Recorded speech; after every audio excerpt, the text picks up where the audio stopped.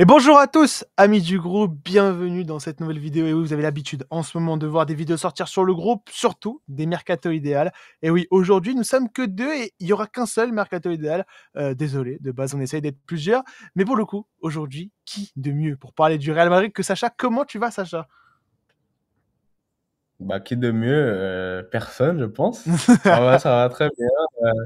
Ça va très bien. Je suis content. J'avais hâte de faire cette vidéo là. Je voyais tous les mercato idéal sortir, donc j'attendais. Bon, c'est dommage que je sois tout seul, Ouais, mais de base, il devait y avoir Mathis, mais malheureusement, il s'est fait les croisés juste avant de faire la vidéo. Donc, mais bon, je vois que je suis avec un autre supporter du Real, donc ça va, C'est ça va. vrai, je suis un peu deg, je l'ai dit durant la vidéo Mercato Idéal du Barça avec Dave et Axel, et j'ai mis un maillot pour chaque Mercato Idéal, sauf celui du Barça, donc j'ai sorti celui du Real Madrid quand même, voilà les maillots que j'ai. Pas mal le petit maillot du Real. Il était étonné, Sacha, de me voir avec un maillot du Real. Eh oui, oui, oui, oui. Supporter du PSG. Ouais, bon, on n'est pas footix, mais on aime bien acheter des maillots pour le coup. Sacha, pour le coup, on va démarrer après du coup, c'est ce quatrième mercato idéal. Mercato du Real Eh Madrid ben, qui est déjà à peu près fait. C'est-à-dire que les plus grosses arrivées ont été faites. Pour le coup, comment tu sens ce mercato avec déjà les premières arrivées? On sait qu'il y a la Coupe du Monde des clubs pour le coup qui a commencé, donc on a pu voir des nouveaux joueurs jouer. Et comment tu sens pour la suite? Parce qu'il reste quand même 2 mois pour le Real Madrid pour recruter. Bah, déjà, c'est bien qu'on se soit mis tôt sur le mercato. Il y a quelque chose dont on parlera pas beaucoup, je pense, aujourd'hui, mais qui fait partie de notre mercato, qui est qu'on a changé de coach quand même. On a changé de coach très, très vite. Et ça, c'est vraiment une bonne chose parce que, comme j'ai déjà dit, je pense que, je pense qu'ils ont vraiment hésité à garder Ancelotti. Donc, le fait qu'on ait ramené Xabi Alonso avec des nouvelles idées, c'est déjà un gros point fort sur notre mercato. Et ensuite, oui, donc on a recruté Trent, où on a payé 10 millions pour qu'il puisse jouer la Coupe du Monde des clubs. On a ramené Huysen pour 58 millions de Bournemouth et Mastantuono, il y a pas très longtemps, Qui qui n'a a pas été encore signé pour... signé, mais enfin qu'il a Il signé, mais a, il est pas présent ouais, pendant la Coupe du Monde des clubs avec le Real Madrid. ouais, voilà, il viendra quand il aura ses 18 ans. Donc c'est bien, c'est bien. En plus, avec la Coupe du Monde des clubs, c'est bien qu'on se soit mis tôt sur ces dossiers-là. Et pour le reste, je m'attends pas à grand-chose. Alors c'est vrai qu'on n'a fait aucune vente. On a libéré des joueurs qui, du coup, vont partir libres, mais on n'a fait aucune vente. Ce sera peut-être ça, en fait, finalement, le chantier vraiment à développer sur les 2 mois qui restent. Et donc voilà ce à quoi je m'attends. J'espère qu'il y aura des ventes, j'espère, et peut-être une ou maximum deux recrues. Donc pour le coup, on s'attend pas à grand chose de la part du Real Madrid. On sait en ce moment, ils aiment bien recruter des joueurs libres pour le coup. Là, je pense qu'il y en a pas d'autres, en tout cas cette saison, même si on parle de Konaté déjà pour la saison prochaine. Mais bon, Ouais. c'est le mercato idéal de cette saison pour le coup, c'est pour ça qu'on va se concentrer sur celle-ci. Moi, si je dois dire un petit mot, Mm. c'est quand même un mercato très intéressant de la part du Real Madrid. Et en plus de cette Coupe du Monde des clubs, il y a quand même des joueurs qui se sont un peu libérés, surtout des jeunes joueurs, surtout un qu'on parlera, je pense, en fin de vidéo quand on fera ta compo finale. Je sais pas si tu vois de qui je parle, mais Non, moi, même pas.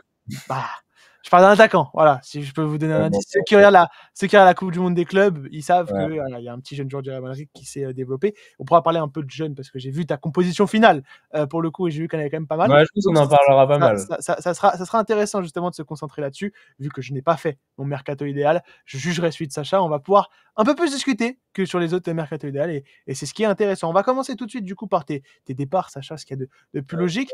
Je te laisse les présenter.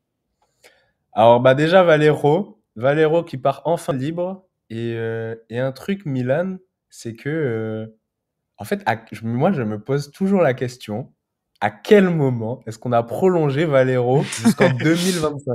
Ça voudrait dire qu'en 2021, par exemple, on lui a donné 4 ans. Je m'en souviens absolument pas de ce moment. Et comment on a laissé Florentino Pérez faire ça, en fait? Valero part enfin libre et je me demande comment ça se fait qu'on ait dû attendre 2025. Après, il a quel âge aujourd'hui, Valero? Il a. Il doit Ouais, avoir 29 ans ouais, peut-être. c'est ça. Donc, Mais c'est quand même. je ne me souviens pas qu'en 2021 on lui ait donné 4 ans ou qu'en 2020 on lui ait donné 5 ans en fait. Et ça me paraît irréel. Donc bon, voilà, Il a au moins c'est 28 ans, fait. Valero, pour le coup. Ouais, il avait 23 ans il y a 5 ans. Bon. pour Bon, peut-être, même, peut-être. même. On s'est dit, pourquoi pas. Vasquez, donc, qui part. Je pense que c'est bien. Donc voilà, ça c'est déjà fait, hein. Mmh. Ça, j'ai pas inventé l'eau chaude. Vasquez part, je pense que c'est bien. C'était la fin. Merci pour tout. Ça pourrait être une bonne recrue, hein, pour d'autres clubs, même pour le PSG par exemple, qui je crois cherche un latéral droit remplaçant. Je pense, si je dis pas de bêtises, non? Oui, oui, mais bon, tu veux vraiment Pas qu'on Vasquez. recrute, Vasquez? Je pense que ce serait pas une mauvaise recrue, mais bon. Ah, bon. Allez, mercato idéal Paris Saint-Germain tout de suite, on va changer de Voilà. Modric, pour le coup, moi j'aurais bien aimé qu'on garde Modric pour déjà ce qu'il apporte sportivement, hein. Je trouve qu'il apporte quelque chose de différent dans l'équipe. Il est toujours bon quand même, il est toujours au moins bon. Et en plus, bon voilà, je sais que Modric en 2026, il prendra vraiment sa retraite après la Coupe du Monde. Je pense qu'un an de plus, ça aurait pas été Déconnant, ouais. scandaleux. Ouais, ouais. Mais bon, j'espère qu'à Milan, il va régaler. C'est pas officiel ça encore, Non, c'est pas officiel, mais mais il y a des sacrées rumeurs. ouais. Et donc là, on commence vraiment dans mon mercato. Et donc, eh ben, ma première et mon seul en vrai gros départ, c'est Rodrigo. Je pense que si on nous disait il y a 3 ans qu'à 24 ans, Rodrigo quitterait le Real, j'y croirais pas. Mais je crois que Rodrigo doit quitter le Real parce que trop inconsistant. Et je pense que c'est peut-être le bon moment pour le vendre parce qu'il a encore une petite valeur. Il a quand même une petite valeur. Par exemple, là, moi, j'ai mis 70 millions. Je sais pas ce que tu en penses, mais mon Alors, esprit fait penser que 70 millions, je trouve ça peu c'est- cher, hein, pour Rodrigo. Alors, pas inconsistant, inconstant plutôt. Oui, j'ai dit en anglais. Non mais J'ai dit en anglais. OK, d'accord, OK monsieur, tu aurais pu Tu dire en trouves que c'est un peu espagnol. cher, 70 millions? Je trouve ça peu cher pour un joueur comme Rodrigo quand tu Peu vois cher.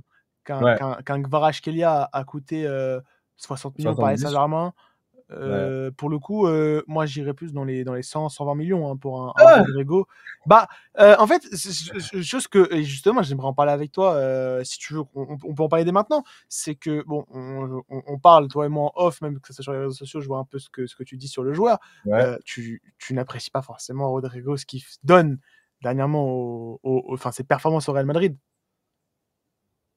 C'est une Ouais, question bah, que je te pose. exactement. Non, mais Non, j'ai pas quelque chose contre le joueur. Le joueur, quand il était bon en 22-23, bon, bah, j'adorais, j'ai rien contre le joueur, mais j'ai quelque chose contre ses performances. Et au bout d'un moment, sa saison 2023-2024, où le Real est fort, parce que c'est ça en fait aussi, il a été utilisé dans tous les contextes, à gauche, à droite, en 9, en 10 même, il a été utilisé dans tous les contextes, quand le Real est fort, quand le Real est nul. En 2023-2024, quand le Real est fort, il nous fait une saison, voilà, je vais pas cracher sur la soupe, mais il fait une saison un peu nulle, quoi. Alors, ok, il est titulaire et on gagne la Ligue des Champions, mais il fait vraiment 2 bons mois, et le reste, c'est un petit peu, c'est mauvais, c'est mauvais.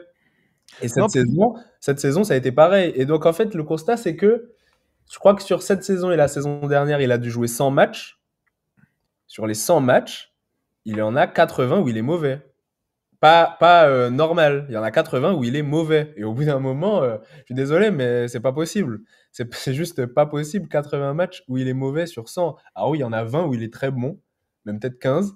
Mais 80 matchs où, en fait, c'est un joueur où tu te dis, ok, il est très fort quand il veut, quand il peut, mais c'est pas possible sur une saison entière. moi, j'aimerais le voir, dans un autre contexte que le Real Madrid, ça c'est sûr. Il a d'énormes qualités, de toute façon, on l'a déjà vu, pour le coup.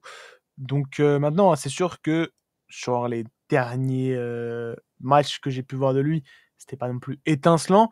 Maintenant, est-ce que c'est réellement de sa faute quand avec toi, tu as Vinicius, Mbappé, Bellingham, en tout cas sur la dernière saison? Je trouve que ça en fait beaucoup et qu'il est beaucoup mis de côté. Ça, on en avait déjà parlé. Je sais pas, bon, si toi tu es d'accord avec ça, mais pour le coup, moi, je trouve ça pas déconnant de le vendre, quand tu vois que sa valeur aujourd'hui est à 90 millions d'euros, en tout cas sur Transfermarkt, le vendre à 100-120 millions, sachant que tu as des clubs qui sont prêts à les récupérer. Je pense, bon, le Paris Saint-Germain, il y a eu des rumeurs la saison dernière.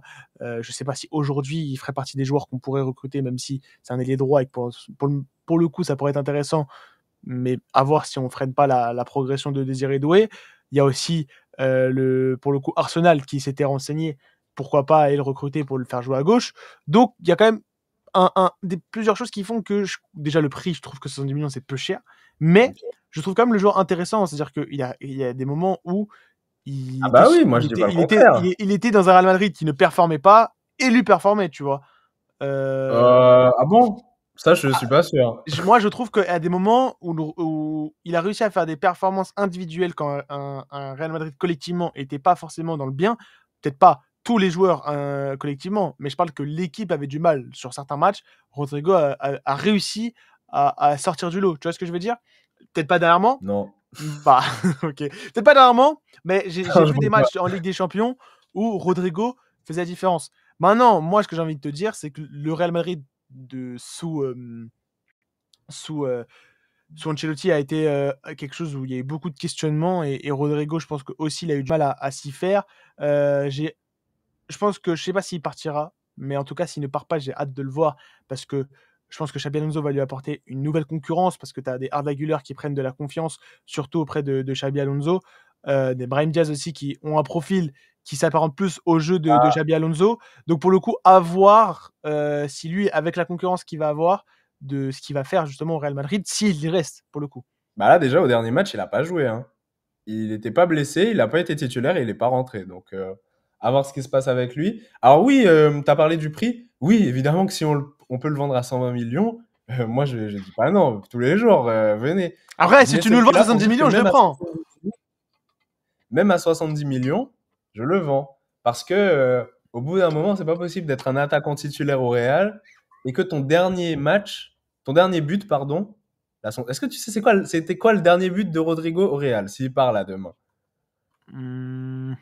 C'était en Ligue des Champions, non? C'est contre l'Atlético, En Ligue des Champions. au match aller. Oui, en Ligue des Champions. Ouais, en Ligue des Champions, c'est ça.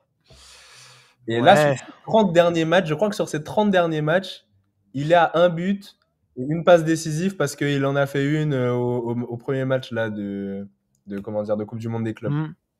Donc Ouais. non, au bout d'un moment, désolé, mais en fait, c'est la saison, par exemple, il y a tellement d'attaquants en fait cette Bah, saison. après, au niveau statistique, tu peux pas dire le contraire. Il fait quand même une bonne saison, c'est quand même une cinquantaine de matchs. Tu regardes, c'est 25 goals assists, 14 buts, 11 passes décisives. C'est quand même intéressant pour un ailier. Même quand tu joues au Real Madrid, ces stats-là sont très, très banales, on va dire, pour un Bah attaquant ouais. de ce style. C'est-à-dire que, pour le coup, tu peux pas critiquer ses stats. Après, la performance en tant que telle, sur cette saison, tu peux potentiellement le Bah, je pense quand même que si, tu peux critiquer ses stats parce ah que ça bon? fait 25 GA cette saison. La saison dernière, ça doit être à peu près pareil. Il avait fait 30 en 22-23. Tu vois que cette saison, même un Barcola a fait plus et il doit y avoir au moins, je pense, 10-15 attaquants cette saison qui font mieux que son record en fait. Après, est-ce que tu mets un Barcola au Donc au Real bout d'un Madrid, il fait moment, pas la non, même je saison ne que sais pas. Rodrigo? C'est ça aussi qu'il faut se Comment? poser. Si tu mets un Barcola au Real Madrid, est-ce qu'il fait la même saison que Rodrigo? Je pense pas. Tu penses qu'il fait mieux? Je sais pas s'il fait mieux ou moins bien. Je pense que, mais je pense pas que ce soit la même chose. OK, d'accord. Et il y a vraiment un problème avec Rodrigo qui est bah, tu vois, ces 25 GA, elles sont peut-être canalisées je sais pas, 15 matchs. Tu vois, elles sont peut-être sur 15 matchs des 50 de la Oui, saison. c'est-à-dire que quand il fait un Et bon les match, 30 il performe, il stats. ouais, Par contre, quand il fait un mauvais match, c'est vraiment, vide, c'est quoi. ça, c'est ça, c'est ça. Donc, moi, je pense qu'il faut le vendre et encore plus avec l'arrivée de Mastantuono et le fait que, voilà, il y a des jeunes à développer, en fait. Mmh. OK, plutôt intéressant.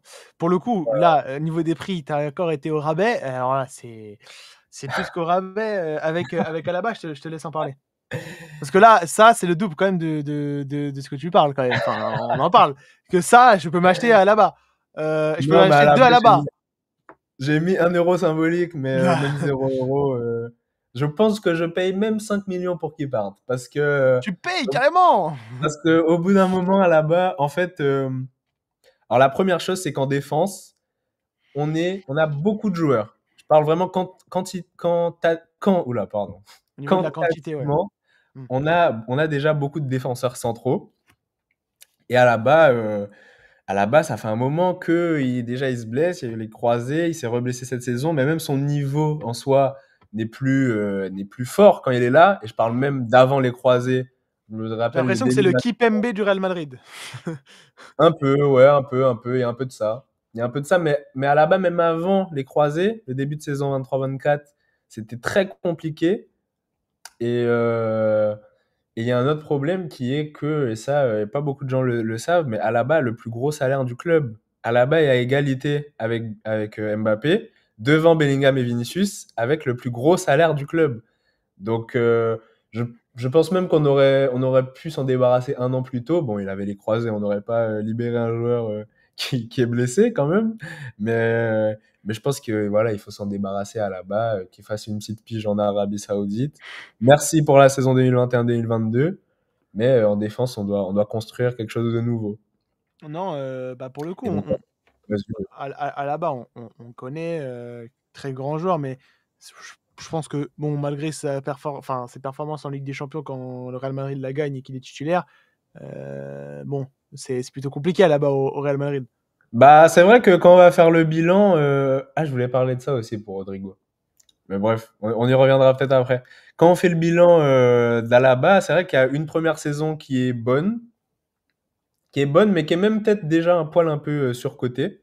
En dessous Et de ce qu'on avait l'habitude de voir avec Alaba. Qu'on se le dise, début de sa carrière, quand il est à son prime au Bayern, c'est quand même l'un des meilleurs défenseurs gauche d'Europe et qui se bat avec un certain Marcelo, tu vois. ouais, Donc, oui, clairement. Ah, clairement, clairement, c'était un super joueur vers 2015, 2016, 2017. Mais je crois que quand il est passé défenseur central, ça a commencé à être moins bon. Sous Flick, ça a commencé à être moins bon. Il a perdu du niveau. Et c'était toujours bien, c'était toujours assez bien pour signer au Real quand même. Donc voilà, mais c'était toujours moins bon. Donc sa première saison, quand même, c'était super. La deuxième, c'était déjà vraiment moins bien. Et la troisième, donc 23-24, début de saison catastrophique, puis blessure. C'est vrai que quand on va faire le bilan, bah, on va pas parler d'un flop quand même, mais on va pas en parler d'un grand joueur qui est passé au Real, je pense. moi, je peux vous dire un flop si tu le payes Ah ouais? énormément et qu'il joue pas Ah ouais. et qu'il fait. En fait, très clairement, s'il a Mm. qu'une saison dans les jambes alors que tu le payes, vous l'avez eu gratuit pour le coup, donc c'est ce qui Ouais. explique son haut salaire. Mais si tu prends un joueur gratuit avec un haut salaire, l'objectif est quand même de le rentabiliser son salaire quand même. Tu vois ce que je veux dire? Ouais, non, c'est Donc, clair, t'as raison. On peut peut-être parler d'un flop, mais je dirais que bon, il gagne quand même la Ligue des Champions en étant bon. titulaire, ouais, ouais. Oui, c'est sûr. Et du coup, Et juste, non, vas-y, je vas-y. reviens, je reviens sur Rodrigo et Ah après on oui, ton parle de Fran. bilan, ouais, effectivement. C'est que aussi Rodrigo, je pense que si on le vend là, le bilan serait plutôt positif. Un joueur qui est venu à 45 millions, qui a fait ses petites saisons sans plus, c'était pas trop mal, mais c'était pas dingue, et tu le vends plus cher. Voilà. Je préfère peut-être ça, plutôt qu'il s'éternise, qu'il empile les saisons où il fait 2 bons mois, 3 bons mois, et qu'au final, bah, à ce moment-là, on pourra peut-être parler d'un flop. Parce qu'on s'imaginait sûrement pas ça quand il rejoignait le Real en Non, c'est sûr. 2019. Après, c'est des attaquants, c'est genre comme Vinicius, et quand il arrive, personnellement, c'est des joueurs où tu ne sais pas où tu vas avec eux. On connaît ces Brésiliens que tu recrutes, je parle pas qu'au Real Madrid, mais où tu ne sais pas où tu vas très clairement avec eux. Et au Real Madrid, on a l'habitude d'avoir des flops, des arrivées brésiliennes qui flopent. Je pense à Reinier, je sais pas comment tu le dis, Reinier, qui est arrivé au Real Madrid et Reiner, ouais, donc qui pour le coup est invisible et je pense qu'il fera pas sa carrière là-bas. Et est-ce qu'il va faire une qui a carrière? J'en jamais sais joué, rien. qui a jamais joué un match. Voilà. Même à l'époque, je crois que c'est Silva qui avait signé en prêt à Marseille à l'époque, qui, pareil, n'a jamais performé. Donc, on a l'habitude au Real Madrid d'avoir ce genre de joueur, pardon. Et là, tu as quand même Vinicius Rodrigo qui performe. Si tu vends Rodrigo 120 millions, bon, même ne serait-ce que 70 millions, c'est quand même un bénéfice de 35 millions sur ce que tu as Ah bah oui. investi sur lui.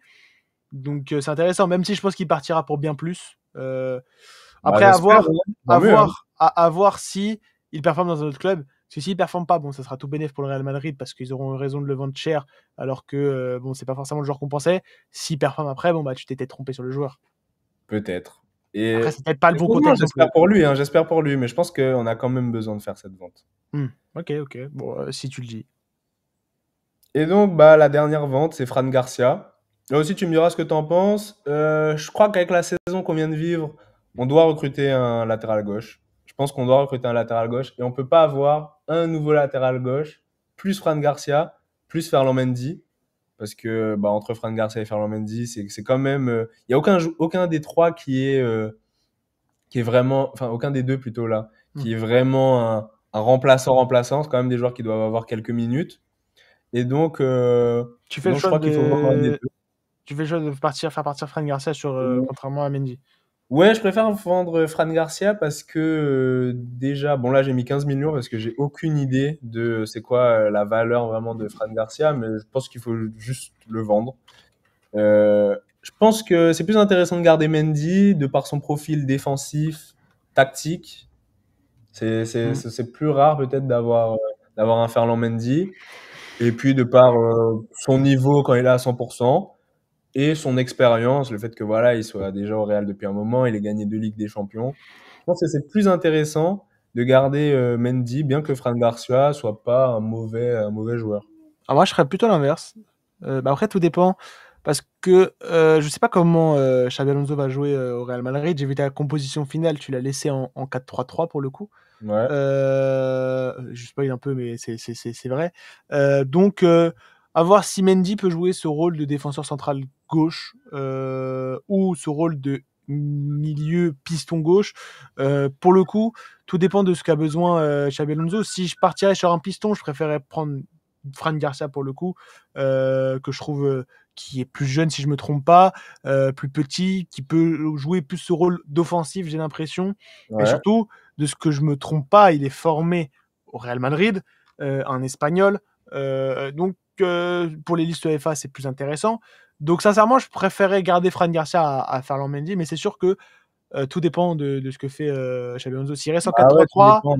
s'il reste en 4-3-3, tu peux garder Ferland Mendy, ça me choquerait pas non plus. Expérience, tu l'as dit, joueur un peu plus vieux, qui, même si a eu des gros pics aussi en descente, il a aussi des gros pics en montée. C'est-à-dire que c'est quelqu'un Ouais. qui a quand même montré qu'il était un très bon joueur. Pour le coup, à l'époque, je me rappelle de quand il était, je crois, au Havre, si je me trompe pas, qui signe au Real Madrid. Non, il était à À Lyon, Lyon. pardon. Mais avant Ah, Lyon, il était au Havre. Havre, Real Madrid. Non, non, avant, si je me trompe pas, il était au Havre, Ferland Oui, Mendy. je crois qu'il était au Havre avant Lyon, mais après ouais, c'est Lyon Voilà, c'est ou ça. Madrid. Non, mais justement, non, il était au Havre. Pour le coup, quand il était au Havre, je sais que le Paris Saint-Germain était déjà dessus. Quand il était à Lyon, le Paris Saint-Germain était encore dessus. Donc, c'était un joueur que j'appréciais. Maintenant, bon, bah, du Ferland Mendy, c'est quand même 30 ans. Pour le coup, si tu pars avec un Xabi Alonso qui aime bien faire progresser des joueurs, pourquoi pas laisser sa confiance à Fran Garcia qui en a que 25, tu vois. Bah, après, on verra aussi dans la compo, mais j'ai l'impression que au niveau de comment notre équipe est structurée, des différentes options qu'on a aux différents postes, pour moi, c'est plus intéressant d'avoir un profil plus défensif en poste de remplaçant latéral gauche. Bon, c'est ça aussi, hein. Je trouve pas ça du tout scandaleux de dire que tu préfères garder Fran Garcia, mais je pense que pour le coup, en latéral gauche, c'est bien d'avoir un profil plus défensif. Sacha, ça m'aurait pas étonné que tu me dises non, mais je trouve ça scandaleux, Milan. Fran Garcia, t'es un fou. Mais non, bon, ça va. Ça va, ça va. Non, mais en vrai, bon, si on peut résumer tes départs, c'est des départs qui sont pas choquants. Bon, Valero Vasquez-Modric, c'est fait. Rodrigo, pour le coup, on en parle. Il y a beaucoup de rumeurs sur le départ. C'est pas un départ qui, pour le moment, est chaud de se faire. C'est-à-dire que je dirais qu'il y a aujourd'hui 30%, voire 40% de probabilité pardon, de départ. Un Alaba, pour le coup, c'est un joueur qui est vieux, qui, comme je l'ai dit, est un peu le Presnel Kimpembe du Real Madrid. C'est ce Un peu. joueur qui a de l'expérience, qui sert dans un vestiaire pour le coup, mais tu as besoin que ce joueur-là puisse aussi faire des minutes par moment. Est-ce qu'Alaba en est capable encore aujourd'hui? C'est compliqué.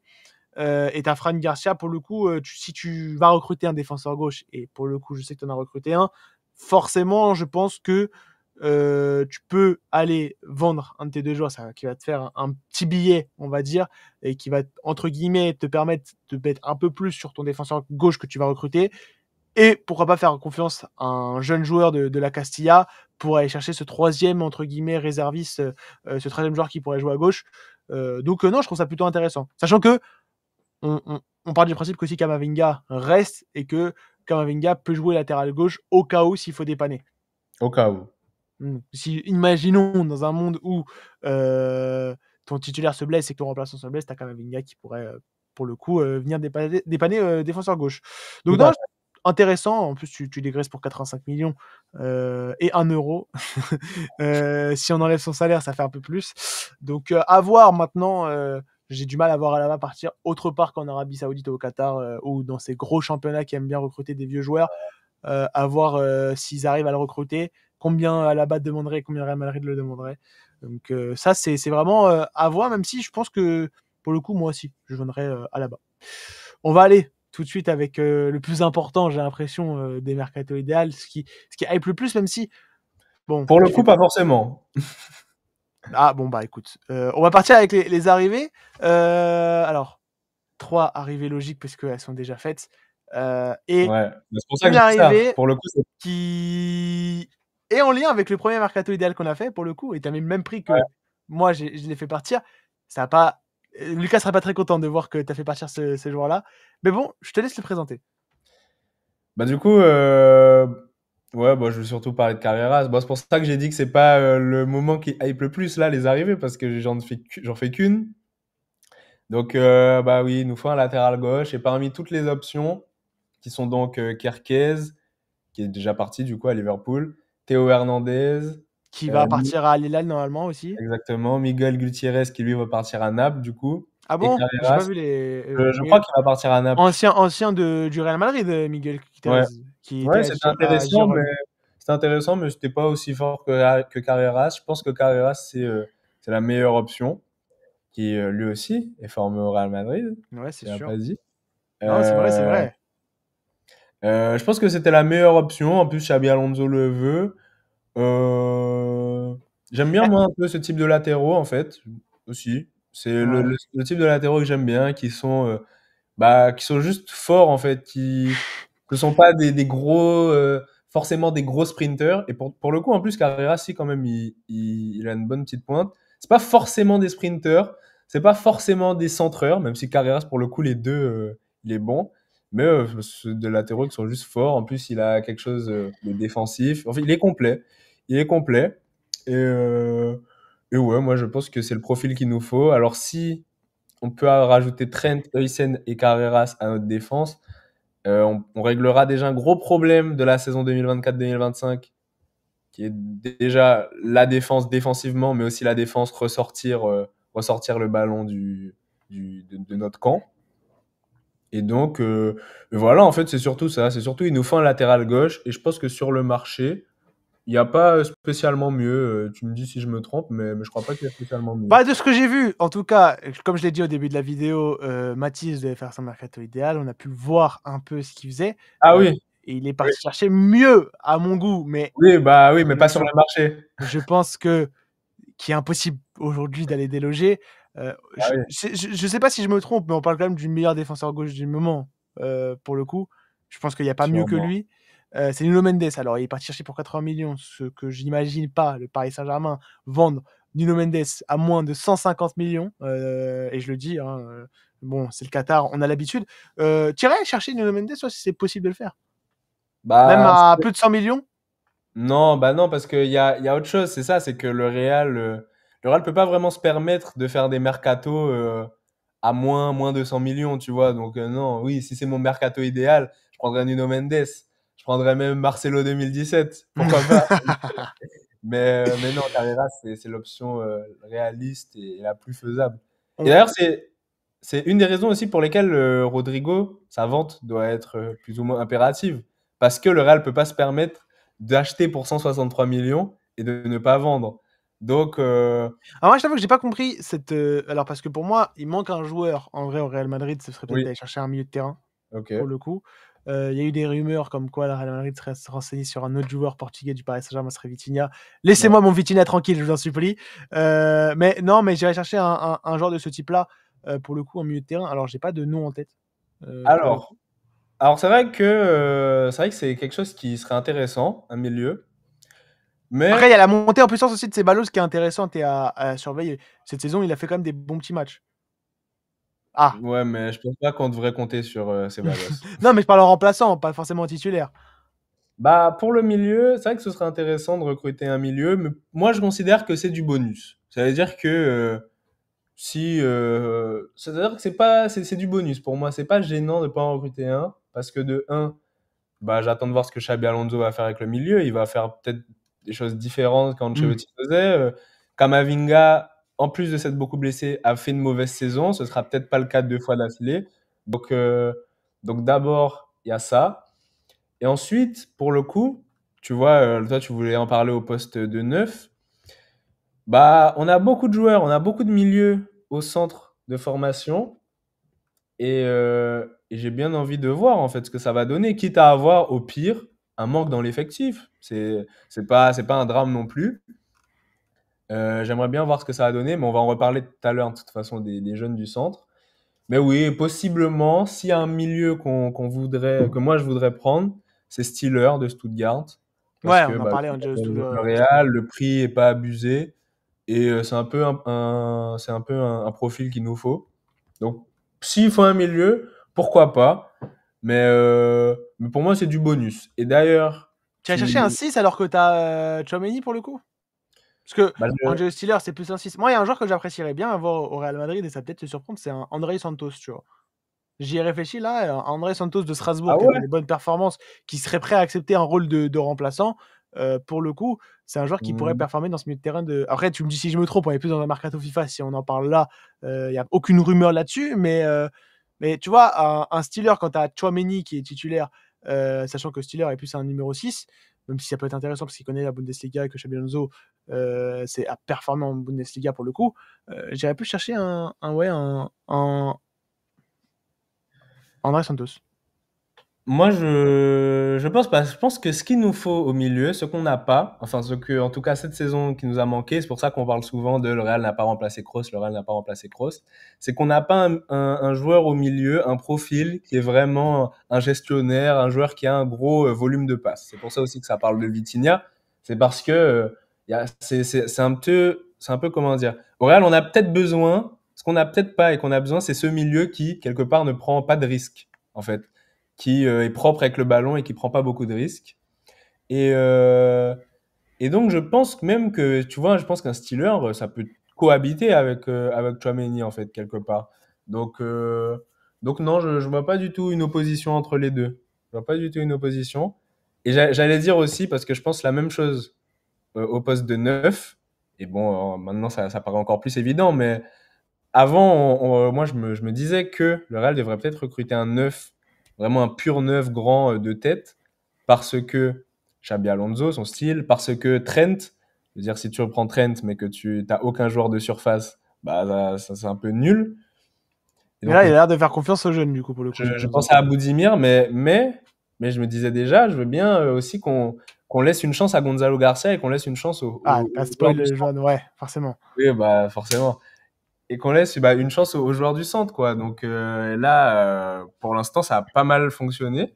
Je Bah tiens, dirais, tu il a parles été des bon. jeunes, on va Ouais, mettre ta composition pour le coup. Au moins, ah, on l'aura pour en discuter. Je te laisse continuer, excuse-moi. ouais. Non, bah oui, bah c'est ce qu'on va direct hein, sur ma composition. Tous les réservistes, les troisièmes remplaçants sont des joueurs du centre. Alors, il y a quand même une petite surprise. T'as mis Ah Lounine. oui, j'ai changé ce matin. Le gardien, tu parles. Ouais, ouais, t'as mis Lounine titulaire. Ouais, ouais, voilà, je me suis dit, bon, on va faire quand même une petite folie là. Histoire de... Mercato idéal, composition idéale. Alors bon, ça va sûrement jamais arriver, hein. Hmm. Courtois, c'est Courtois. Mais selon moi, et tu sais, la dernière fois, quand je faisais la vidéo avec Axel et Dave Le D, Hmm. on parlait de Mbappé et de son apport positif, ce qu'il apporte de positif, mais aussi son apport négatif. Et Ouais. donc la balance. Je pense qu'il y a quelque chose de similaire avec Courtois, parce que Courtois est incroyable sur la ligne, ça on le sait tous. Mais je pense que son jeu au pied, sa sélection de passes, la façon dont il est limité, tout ce qui comporte en fait tout ce qui est hors du niveau sur la ligne, je pense que ça a un gros apport négatif qu'on sous-estime. Et je crois qu'en 2023-2024, c'est bizarre à dire, mais les croisés de Courtois, ce sont une raison pour lesquelles on a fait une aussi bonne saison. Et il y a quelque chose aussi, c'est que quand Courtois s'est blessé, on a fait notre meilleure saison défensivement du siècle, quand même. Donc, Lounine, je le mets parce que je l'aime bien, parce que déjà sur la ligne, il est très bon, et surtout parce que son niveau au pied est bien meilleur que celui de Courtois. Et je crois que sur le long terme, sur une saison, ça nous fait encaisser moins d'occasions, en fait. Je crois que ça nous fait concéder moins d'occasions. sortir plus proprement, garder peut-être plus souvent le ballon et mieux attaquer. Donc voilà, j'ai mis Lounine en espérant qu'il me décevra pas. Et Pas pour ouais, comme tu toi? dis, c'est la grosse surprise. Il y en a peut-être une autre au 6. Moi, je mets Tchouaméni sur le banc. Tu tentes Euh, Camavinga pour le coup, qui a un profil plus technique que Tchouaméni. ouais, j'attends de voir ce que Xabi Alonso va faire, mais j'estime que Kamavinga, tu me dis ce que t'en penses, hein, je pense que Kamavinga a son coup à jouer. Parce que même, il peut, je pense, faire ce petit rôle de gestionnaire, là, avec un gros volume de passes, comme on en parlait.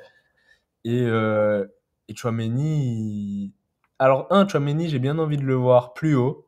J'ai bien envie de tester Tchouaméni plus haut parce qu'à Monaco, il jouait pas 6. Non, il joue 8. C'est une pure invention du Real, ça, quelque part. Tchouaméni n'était pas 6 à Monaco. Et même en équipe de France, il l'est devenu à partir du moment où il a rejoint le Real.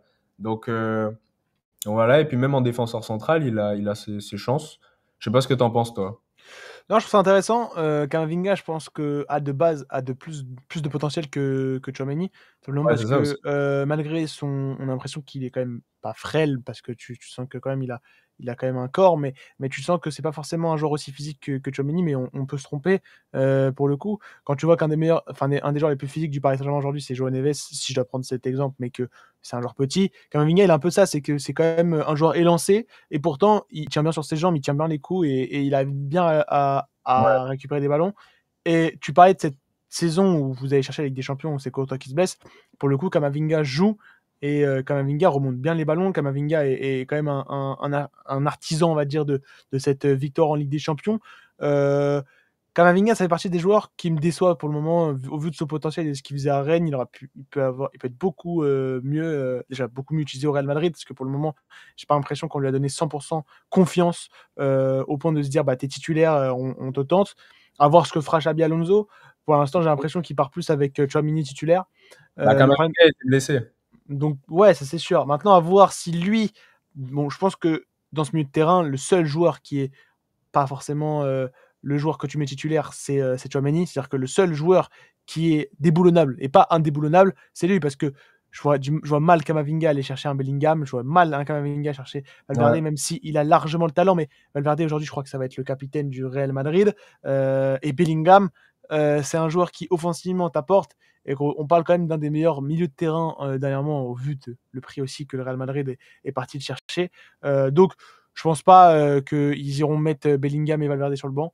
Donc Camavinga a ses chances dans ce milieu de terrain-là. À voir si tu le mets vraiment dans un poste de milieu, le numéro 6, tu vois. À voir si tu le mets pas un cran plus haut, avoir 2, 3, 8, on va dire, avec ce milieu un peu box-to-box qui va venir récupérer des ballons et les remonter. Parce que Valverde, je pense aussi, a le talent pour venir s'interchanger dans la composition avec Camavinga si Camavinga prend trop ses aises offensivement. Donc je trouve ça intéressant, ton choix de mettre Camavinga, tu vois.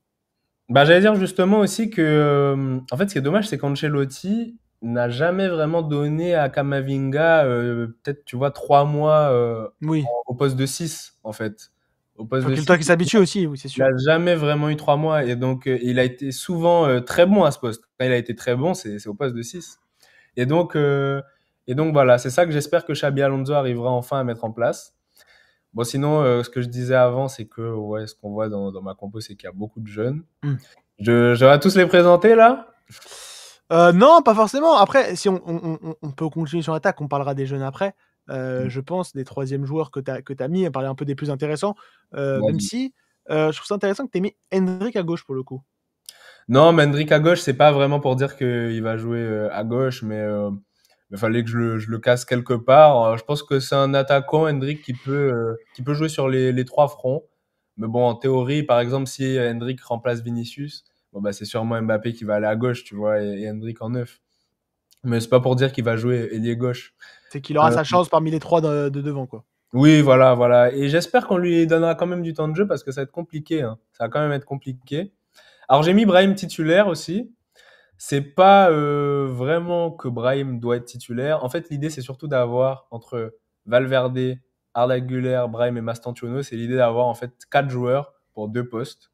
Parce que je pense que les 4, tu vois, tu retires Valverde, les 3 ont un profil plutôt similaire. Plutôt similaire. Ouais, Arda Güler peut jouer à droite, et il a bien montré lors des derniers matchs de Coupe du Monde des clubs pour le coup. Ouais, exactement. Et donc en fait, c'est l'idée d'avoir 2 joueurs pour 4 postes. qui occupe comment dire, le demi espace droit et le côté droit en fait. C'est surtout ça. Sinon, quel choix fort que j'ai pu faire? J'ai mis Asensio. Ouais, ce que j'allais dire. J'ai mis Asensio plutôt que Rudiger. Alors pourtant, les derniers matchs font que Ouais, c'est pas. effectivement, les derniers matchs c'était catastrophique. Mais c'est un peu mon pari. C'est un peu mon pari. J'en avais déjà parlé dans El Clasico. Je crois qu'Asensio, en fait, est vraiment un défenseur qui est bon pour jouer haut. Je crois que dans la surface, il est pas si bon que ça. Tout ce qui est Mais duel là, du coup, tu as quand aérien. même 3 joueurs, ça ferait 3 joueurs qui sont faits pour jouer haut. Parce que même Huysen, pour le coup, c'est des joueurs qui aiment beaucoup sortir de leur poste de prédilection. C'est-à-dire que Huysen monte beaucoup de temps en temps en récupérant des ballons. Carreras et Trent, c'est des joueurs, des latéraux, pardon, qui sont utilisés comme des pistons dans leur club, mais que là, qui peuvent monter. Si tu as 4 joueurs, c'est-à-dire que ta ligne défensive serait très haute, ça veut dire. Exactement, exactement. Et je pense que c'est ce que Xabi Alonso veut mettre en place. Il veut plus que le Real joue bas ou médian comme sur Ancelotti. Parce que donc par rapport à Asensio, parce que ça peut paraître bizarre à l'entendre, parce qu'il a un style un peu hargneux, voilà. Non, c'est sûr. Bah, Il est, Ramos, on parle de Ramos, on compare à Sergio Ramos. Il a peut-être pas le bah, niveau, mais dans la hargne. Bah, Ramos était bon pour jouer haut aussi. Ramos était bon pour jouer haut et Asensio, je pense que déjà il a une bonne relance et d'un point de vue défensif, je crois que là où il excelle le mieux, c'est les récupérations hautes et les contres défensifs, c'est-à-dire bah, rattraper un joueur et tacler. Alors que dans la défense, dans la surface, il fait plus d'erreurs. Euh, il n'est pas très fort pour contrer des frappes, par exemple. Il n'est pas très fort sur les duels aériens. Il provoque des pénaltys de temps en temps. Donc moi, je le vois plutôt dans une défense haute. Bon, là, par exemple, il a eu un carton rouge, donc C'est sûr. parce qu'on jouait haut, donc ça me donne un peu tort. Mais je pense que sur la longue, c'est mon pari, c'est mon pari. Je pense qu'il fera une bonne saison, Asensio. Non, mais je trouve ça intéressant pour le coup. À voir, en fait, le problème, c'est que quand tu as ce genre de joueur, quand tu joues, quand tu une défense, enfin, un club, je pense même au Paris Saint-Germain, qui peut partir en contre-attaque très vite avec des joueurs qui sont très Ouais. rapides, quand tu joues haut, ça peut être ton problème pour le coup. Donc, à voir. Et tu as des joueurs, je pense, sur le banc. Bon, on parle Carvajal revient de blessure, mais c'est un joueur qui, je pense, peut être encore titulaire au Real Madrid malgré Trent. Pareil pour Rudiger, Militao. Mais dit, en fait, tu as une deuxième défense qui pourrait jouer beaucoup plus bas pour le coup, si tu as besoin de contrer un Ouais, c'est vrai, adversaire, hein. Ouais. pour le coup. Donc, je trouve ça plutôt intéressant. En fait, À voir. t'as de quoi t'adapter. C'est vrai que j'avais même pas vraiment fait la remarque, mais en fait, notre défense B, elle est très Ah bien. non, franchement, c'est une défense qui pourrait être titulaire sans que ça soit choquant. Exactement, exactement. Et donc, ouais, on a de quoi s'adapter. C'est vrai, j'avais pas spécialement fait attention à ça. Et sinon, bah, dans ma compo, vraiment, je crois que c'est à peu près tout. Je peux passer aux jeunes. Ouais, c'est sûr. Bah, déjà, le premier jeune que j'aimerais parler. Bon, en vrai, Mastantuono, je comprends Oui, pas le recrutement. Enfin, j'ai du mal à comprendre quand tu es Real Madrid, pour le coup, d'aller encore chercher. Parce que, qu'on se le dise, quand tu regardes ce Real Madrid-là, bon, mis à part Courtois, qui donc part titulaire, et Rudiger, si on part du principe qu'on garde ta composition, tu as quand même Carreras qui est jeune, Huysen qui est jeune, Asensio qui est jeune, Trent, bon, c'est un joueur confirmé, on n'en parlera pas. Mais tu as quand même un mix de très bons jeunes joueurs. Et tu rajoutes Mastantuono, tu as Hendrick qui est là, tu as Bellingham qui est encore un jeune joueur, tu as Arda Güler qui est un jeune joueur, tu as quand même beaucoup de jeunes joueurs. bah tant mieux. Oui, mais à voir Tant si mieux ça parce que confirme. t'as des jeunes joueurs, mais t'as surtout des jeunes joueurs qui sont déjà performants. D'ailleurs, on n'a Oui. pas des jeunes joueurs pour avoir des jeunes Mais la joueurs. question Bellingham, Mastantuono, tu vois, pour le coup, c'est la question que je me pose. Est-ce que réellement il va performer? Est-ce que si tu fais partir Rodrigo, tu peut-être pas besoin d'un joueur confirmé à ce poste-là ou vraiment on fait confiance à Arda Güler, Brahim Masterchano? bah non, je pense pas justement, parce que l'idée c'est pas forcément de se dire que l'idée c'est pas forcément de se dire qu'il y en a un qui va remplacer Rodrigo, mais qu'ensemble, enfin l'ensemble là de Brahim, Mastantuono, Arda Güler, je pense surtout à Mastantuono, Arda Güler et peut-être même Hendrick. L'idée c'est de se dire que les trois, avec le départ de Rodrigo, vont jouer plus et donc vont pouvoir se développer, progresser et sur le long terme finalement en fait être Titulaire, bénéfique. ouais, ouais. Ouais, ou peut-être titulaire. Moi, je pense que c'est surtout Titulaire, ça. de sacrés titulaires, quoi. Avec le potentiel qu'on leur donne aujourd'hui, ça peut être vraiment Ouais, des oui, très bons s'ils jeunes atteignent joueurs. leur potentiel, c'est sûr, s'ils atteignent. Heu, par rapport aux jeunes, donc, en fait, il faut savoir qu'au Real, il y a 3 générations qui sont prometteuses. Il y a les 2005 que Xabi Alonso a coaché en 2019. Donc ils étaient en U15, il me semble, ou U14, je sais plus. Xabi Alonso les a coachés au Real. En Il y a les... U15, en U15, parce que Ouais, ouais, oui, c'est je ça. suis un 2005, donc je sais à peu près. Donc il y a les 2005, il y a les 2007 Yes.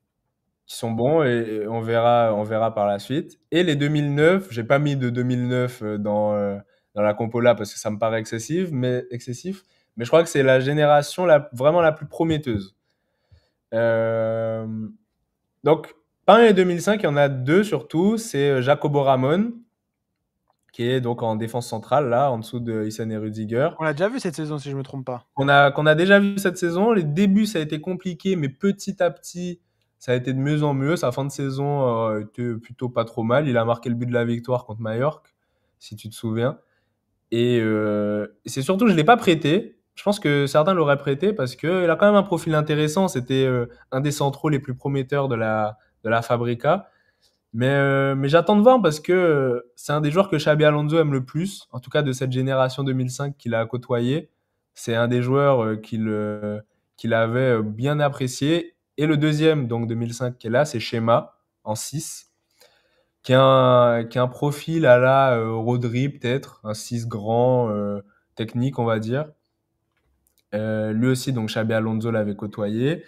Et Schema est dans les tablettes d'Ancelotti depuis un bon moment, parce que depuis même le début de la saison, il était toujours dans le groupe, toujours à l'entraînement avec les pros. Il n'a pas beaucoup joué, malheureusement. Moi, j'aurais aimé le voir plus souvent cette saison, Schema. Mais en tout cas, Ancelotti avait l'air de bien l'aimer. Il a joué quelques fois, peut-être 2-3 matchs, et est rentré. Donc voilà. Je continue avec les 2007. Là encore, alors il y en a 3, mais je vais surtout en parler de 2. Le troisième, c'est Yagnez, qui a joué aussi cette saison, mais je pense qu'il ne jouera pas du tout cette saison. Je pense. Peut-être quelques petites minutes. Je pense même pas. Ok, bon bah nickel. En revanche, attention aux deux latéraux qui sont là, qui sont Aguado, Jesus Fortea. Fortea. Ouais. Ouais, c'est ça. Jesus Fortea à droite et Diego Aguado à gauche. Alors Diego Aguado, c'est surtout, en fait, c'est pas vraiment un latéral gauche. Je l'ai mis là parce que voilà, en fait, c'est plutôt un défenseur central qui peut jouer latéral gauche. Cette saison avec la Castilla, il a joué latéral gauche, même piston gauche. Il a fait genre 20-25 GA, je crois. Mais je crois que dans les faits, c'est pas vraiment un latéral gauche. C'est un peu un profil à la Guardiol, si tu veux. Guardiol. Ok, je vois. Un Donc, défenseur central qui, de formation, qui s'est déporté sur la gauche, mais du coup qui est un peu plus physique, on va dire. tu vois, en fait, typiquement, si on joue dans une défense à 3, Tu peux le faire jouer défenseur central gauche. défenseur central gauche, ce serait incroyable parce qu'en Mm. plus, si tu penses à ce que faisait Xabi Alonso à Leverkusen, Hincapié, c'était vraiment ce profil-là d'un joueur qui était un central mais qui montait et tout. Et c'est vraiment Diego Aguado. Et c'est pour ça surtout qu'il est intéressant parce que je pense que c'est un des joueurs les plus compatibles avec ce que Xabi Alonso fait. S'il met une défense à 3, pour le coup, c'est possible, ouais. Ça, Ouais, c'est sûr. ouais, exactement. Et Jesus Fortea, qui, tu vois, j'ai pas envie de dire de conneries parce que il y en a beaucoup que j'aime bien, mais je crois que c'est aussi le plus prometteur, celui qui a fait la meilleure saison avec la Castilla, un profil un peu à la Carvaral. Il voulait quitter le club parce qu'il n'avait pas sa chance avec l'équipe A. Il était à 2 doigts de quitter le club. Arbeloa et Xabi Alonso l'ont convaincu de prolonger. Donc ça, c'est très bien. Et il y a des chances qu'on le voit même dans cette Coupe du Monde des clubs. Ils ont été appelés les deux, Fortea et Aguado. J'espère. Et en fait, je suis un malade mental parce que j'ai oublié parmi les 2007, Juan Martinez, défenseur central, qui lui, je sais pas si tu en as déjà entendu parler, Milan, mais Ça il se y a, trouve, pas de nom, mais de tête. Attends, je vais il y a regarder. un an, c'était le crack. Maintenant, c'est Fortea, mais il y a un an, c'était lui le crack. Il avait été appelé à la pré-saison, il avait même joué. Et malheureusement, il s'est fait les croisés. Je sais pas si on va le voir cette saison. Il est grave grand, il a des cheveux longs. Ça te dit rien? Il est grave long, il a les cheveux longs. C'est Juan Martinez, tu m'as dit? Ouais, Johan. Ah, Johan, on va regarder ça. Non, mais ça se trouve que je l'ai de. J'ai regardé pour le coup le. Ah, Ah, OK. si, je vois, je vois. Si, je vois. Non, pour Ouais. le coup, je pourrais pas t'en parler plus parce que je vais pas faire le mytho et faire style je le connais. Non, bah, Je l'ai vu normal. passer surtout lors de comp. Quand tu Ouais. regardes un peu, il a eu pas mal de comp. Mais voilà. Ah, il y a un an Les il y a vidéos, un on an, va pas en parler, quoi. c'était le crack, quoi. Là, je sais pas si on va le voir parce qu'il s'est fait les croisés, il doit récupérer tout ça. Mais voilà, c'est un joueur qui est intéressant aussi. Et donc voilà, comme j'ai dit, bon, il y a d'autres joueurs hein, là, hein, que tu vois, il y a des 2004, 2003, Munoz qu'on a un peu vu à la Coupe du Monde des clubs, Garcia c'est un 2004, Ah, super Garcia, c'est intéressant. celui qui a été le plus intéressant. Le plus prolifique pour le coup dernièrement. C'est celui qui a été le plus intéressant. Et c'est là que c'est trop bizarre parce que Garcia c'est pas spécialement le joueur qui rayonne le plus chez les équipes jeunes. Et c'était pareil pour Asensio. Asensio était le remplaçant de Jacobo Ramon et Johan Martinez.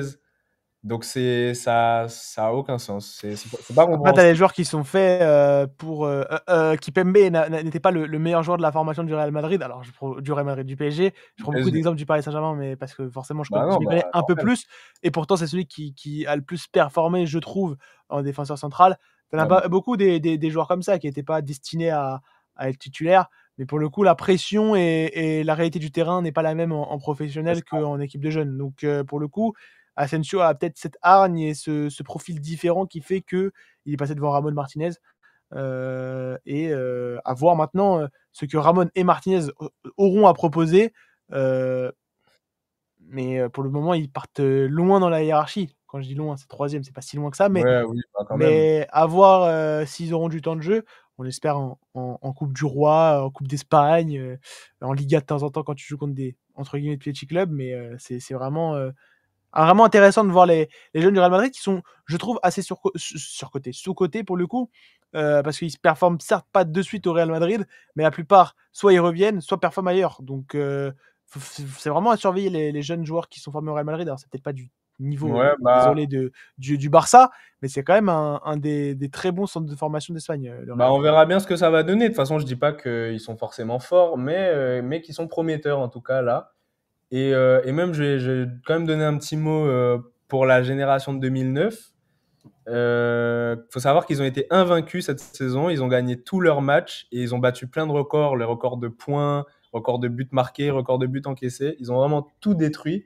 Il faut savoir que c'est notamment vraiment avec les trois milieux. Il y a trois joueurs qui sont plus ou moins des cracks au milieu, surtout deux, Brian Bougarin et Marco Compagnie. Et moi, je pense que même cette saison, pour les supporters du Real, ce qui n'a pas été le cas depuis un bon moment, la Castilla sera intéressante à regarder, l'équipe B, l'équipe réserve, parce que maintenant c'est Arbeloa le coach et plus Raoul, et je pense qu'Arbeloa n'hésitera pas à appeler des joueurs plus jeunes. Et d'ailleurs, dans cette génération 2009, le Real a recruté deux joueurs, Léon Westin, qui lui aussi est présenté comme un crack, et un peu plus connu, peut-être, je sais pas si tu as vu parler, Abdellah Ouazan, le Marocain, qui était à l'Ajax Amsterdam, qui a été élu meilleur joueur de la CAN U17, je crois, a rejoint aussi le Real, et J'en ai entendu parler, ouais, effectivement. c'est aussi un milieu né en 2009. Donc, pour la Castilla et pour les prochaines années, attention à ces joueurs-là. À Attention. surveiller, pour le Voilà. coup, au Real Madrid. À surveiller. Aujourd'hui, pour le coup, c'est plus des réservistes. C'est ce que je pense qu'on peut terminer sur ça. Un mercato très intéressant, Sacha, en soi, du Real Madrid. On a fait ne serait-ce qu'une heure sur un mercato qui est normalement déjà fini et que tout seul en plus. Donc félicitations, Sacha, j'ai envie de te dire. Ah, Un merci. mercato qui n'est pas un mercato FIFA. On a pu le voir lors des derniers mercato idéal, des mercatos de Dorian notamment. Je le revanne quelques jours plus tard au final, mais c'était très marrant à voir. Pour le coup, n'hésitez pas vous à commenter forcément quel est votre mercato idéal du Real Madrid. Je ne vais pas vous demander quel mercato idéal préféré pour le coup parce que Sacha était tout seul, mais donnez-nous notre avis sur le mercato idéal de Sacha, les joueurs que vous ne faites pas, les joueurs que vous aurez fait. Et si vous trouvez que par moment Sacha a totalement raison ou totalement tort, dites-le aussi, c'est intéressant forcément, on va tous vous lire. N'hésitez pas aussi à liker, à vous abonner, forcément à repartager cette vidéo. Merci Sacha de nous avoir fait ton mercato idéal sur le groupe. Bon, on espère te retrouver à Paris du Real l'année prochaine sur El Clasico avec Axel pour le coup, qui a lui aussi fait son mercato idéal, mais du côté du Barça. Nous, on se retrouve forcément pour une prochaine vidéo, sûrement un mercato idéal. C'était le groupe sport. À la prochaine, des bisous, ciao ciao.